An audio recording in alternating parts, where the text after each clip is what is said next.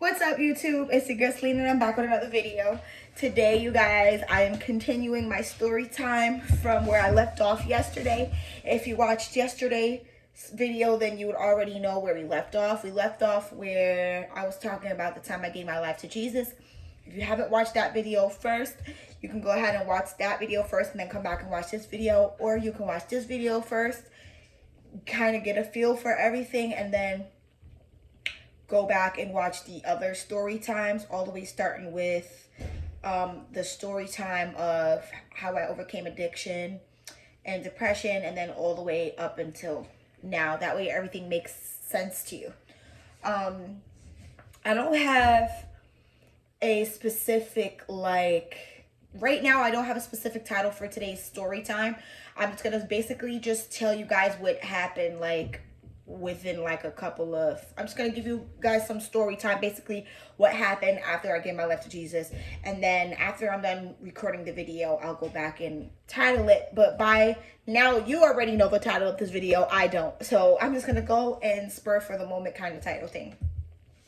So before we go any further, make sure you guys subscribe, turn on your post notifications, make sure you guys like this video, leave a comment, and we're gonna get right into it. So first of all, so yesterday I was talking about how I gave my life to Jesus and stuff like that, and now we're going to talk about what happened after that. So after I had my conversation with my friend Kevin, we're gonna re-nickname him, you guys. We're gonna re-nickname him because I don't want to forget his name, and it's gonna be easier for me to remember his nickname. But we're gonna call him Church Boy because that's what everybody calls him. So after he basically after he prayed with me in my mom's house. So if it makes sense to you, it makes sense. If it doesn't, it's because you don't know what I'm talking about. And if you don't know what I'm talking about, then that means you need to go watch the other videos. So after he prayed with me at my mom's house, me and him had another conversation, and I was basically telling him I'm scared to be in my house. There's stuff going on in my house that I'm afraid of. And I was telling him, I think at the time I was having visions of me falling down the stairs and I was afraid to fall down the steps. Or I wanted him to come over. I think I wanted him to come over and come pray for my house. I think that's what it was. So after he prayed with me, and after I confessed all my sins and prayed and stuff like that, he took me in a ride in his car with one of his roommates or friends, and they bring me to my other apartment in Yates, where he came over there and he basically was talking to me for a little while. And then I had another conversation with him at the house, and I was asking him questions. I was asking him, before he prayed for my house, I was so if God is real, then I started asking questions. I was so if God is real, why did God allow for, certain things to happen to me and my sisters while we were kids? Why didn't he stop that stuff? And I was asking him questions, and he was so Church Boy was well, you can't be mad at God for what the devil did to you because you didn't know that you had the power to stop that stuff from happening. Unfortunately, it happened, but because of God's grace, you made it through it. And because you made it through it, you're now able to live and tell people that you made it through it and how you made it through it, which was by God's grace. Because obviously, God has a plan for you, and we wouldn't be having this conversation if he didn't. So that just tells you that it was God that got you through all that stuff. And I'm but why didn't he stop it is the question. So he didn't answer the question. He just kept saying the same thing. And then I'm talking to him, and I'm telling him how I had this dream about my friend Day Day. And I told him the dream, and I'm I had this dream about him. And I'm I had a dream that he was going to get shot 7 times in front of a dead-end street. No, on a dead-end street in front of a gray house. And he was oh, well, there's power in your words. I'm like, because I told the boy Day after that I had that dream. And he's like, well, there's power in your words. So you can choose to speak life or you can choose to speak death. And because you were already so open to, you were allowing those spirits to speak through me, that because I didn't know that there were power in my words, when I spoke out those words, it made it like, it gave it power. He was like, but now that you know, he was like, but now I want you to know, like, you have the power in your words. So the next time you have a thought or a dream like that, you, instead of speaking those dreams or negative thoughts out, you just speak positive or say those things will not happen or pray for that person on their behalf so that God blesses them. And eventually the dreams and those visions will just stop and go away once you're not I guess feeding that stuff or like giving into any of that stuff. So I'm like, okay. And I'm like, so now I feel bad. And I'm like telling him, like, I feel bad now because if I would have knew that, I would have did the opposite of what I did. And he probably would still, my friend would probably still be here. And he was like, well, you can't change the past. You know, it happened. You didn't know any better. All you can do is just ask God to forgive you and you just move on. So we're talking and stuff like that. And then, so that he walks around my apartment, he prays for my apartment, like he blesses it or whatever. And then I didn't see him, and then after that he left or whatever, and I go back to my normal stuff. Like, I'm not even gonna kid you, like, I didn't stop drinking right away. It took me a while for me to stop drinking. It literally took me about 3 years to stop partying. I stopped for a little while. I would stop for a couple of months here and there. But the second I would get bored, hold on a second. All right, so it was like a month or so before I seen Church Boy again. So he left. He was doing his own little thing. I don't know what he was doing. He was up to his own stuff. Maybe looking for other people to pray for. Who knows? So he tells me before he leaves, right? No, he didn't tell me that right away. So he leaves or whatever. So now I'm in my house or whatever, in my apartment in Yates, and I'm having this like get together or something like that with these girls. And all I remember is I was in the backyard with one of the girls, and me and her were like dancing, turning up to the music. And I was like dancing on her or whatever, like dancing on her. And the church boy walks around the corner unexpectedly. He didn't call me and tell me he was coming over or nothing. So he walks around the corner. Mind you, we're all drinking. They're all smoking and stuff. So he's walking around the corner of the backyard from my apartment. And I seen him. And I'm like, oh my goodness. Oh, Jesus. And I just stopped. And I ran in my kitchen. Stood there for a second. And I was like, oh my gosh. So he comes to the door. He's like, hello. What you guys up to? And I'm like, nothing, I'm sorry. So I'm like, nothing, I'm sorry. We were just dancing. We were just turning up. People like, yeah, I saw you guys. It's okay. Don't worry. I'm not judging you guys. It's all right. You don't know any better. So I'm like feeling so embarrassed or whatever. So that was like the second time or the third time I ran into this guy, which was very awkward. So then I go again and I'm not seeing him for a while, whatever the case may be. And then I think my mom called me one day to say that she was like going to her sister's house or something like that, that she didn't want to live. Because at the time my mom and my sisters lived in the next town over together. So I guess my sisters, or maybe my partying, I don't know, was bothering my mom, like it was getting on her nerves. So she was basically telling me on the phone that she was leaving to go move over with her sisters and she wasn't coming back. Mind you, I'm drinking. So it bothered me a little bit, and I'm like getting upset about it. I'm like, well, why is she about to leave? I think that's how he ended up coming over that day, to be honest. So I was speaking to him about that on the phone. I called him crying. I was drinking. I was like, my mom said she's about to leave us, me and my sisters, and I don't know what I'm going to do. So that's how he ended up coming over, you guys. So he came over. So excuse me for my bad memory. So he ended up popping up at my house and he talked to me or whatever. Then I was drinking. Like I said, I was drinking. And then I guess like I was trying to, I tried to do like a psychic reading on him or something like that on a church boy. And he was like, you're wrong. That's not right. That's not what's going on. Da, da, da. There were these two girls that were across from like where I used to live. I think I tried to give them a psychic reading or something like that.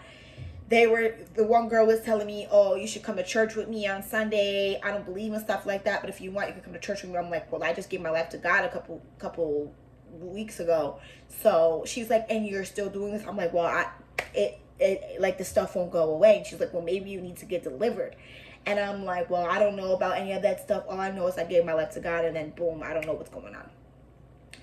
So she's like, well, you shouldn't do stuff like that because it's evil. It's not from God. Da da da da. And I'm like, okay, whatever. So he comes and I try to do one to him. And then I'm like talking to him and I'm like, you're telling me I'm wrong, but I was right about what happened to Day Day.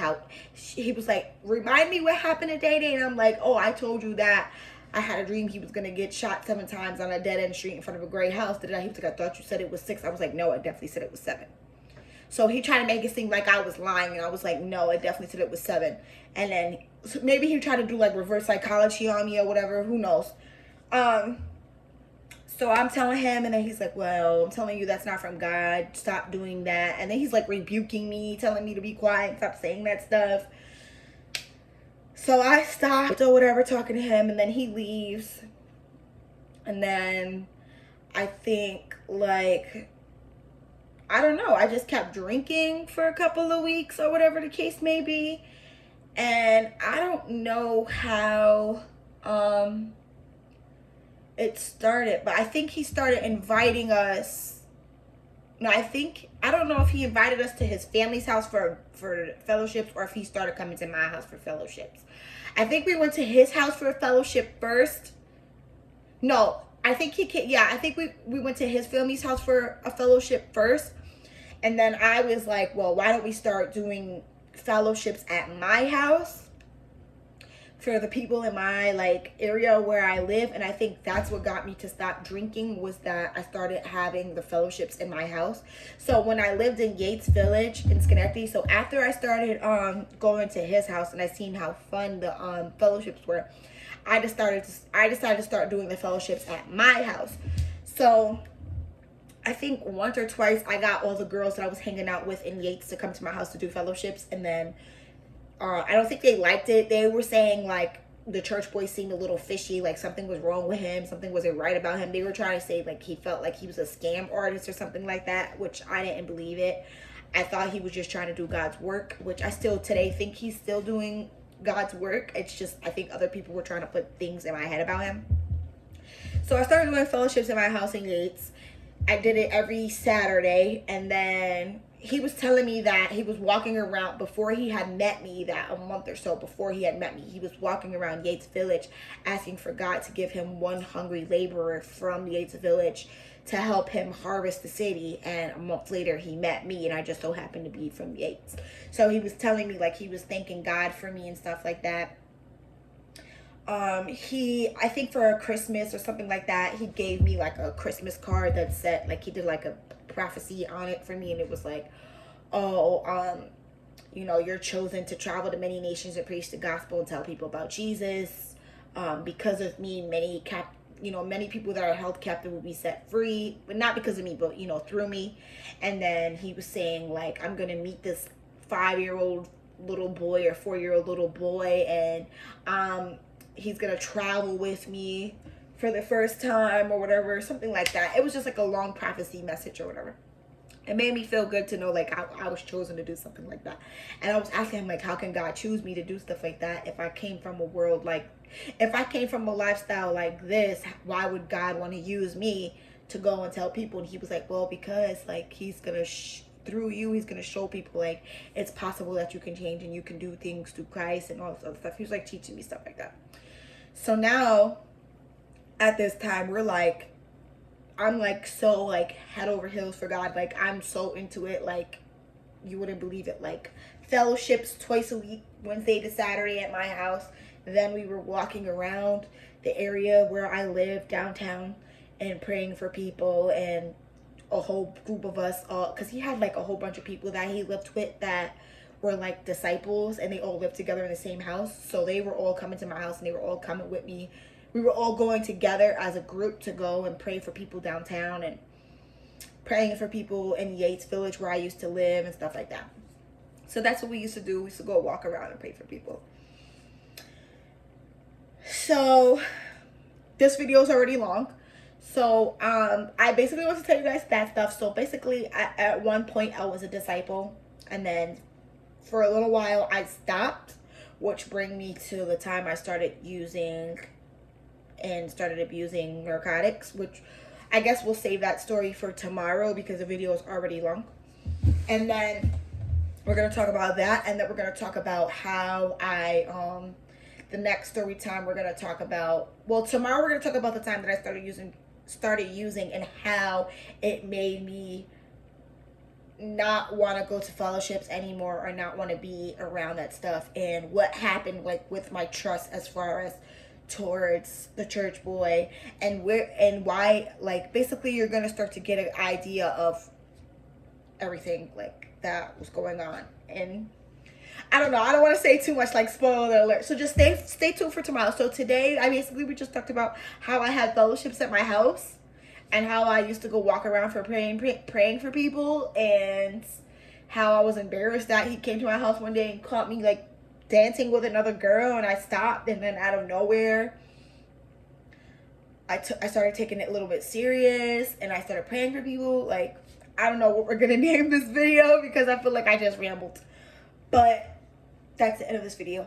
I do want to say, what I do want to say is, as far as my sexuality goes, if most of you have been subscribed to my channel for a while and you have noticed that I have been posting me and my girlfriend on my YouTube channel, I am not in no way, shape, or form perfect, and I do not come up on here and make it seem like I am perfect.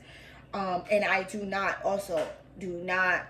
am not promoting gay relationships in no way, shape, or form, okay? That is something that I am still working on to this day, and I know I need to work on it. One of the things that I still struggle with to this day is lust, and I am not going to deny the fact that I do struggle with lust, and that is something that I still have to overcome, and we are still in the process of my story of my life.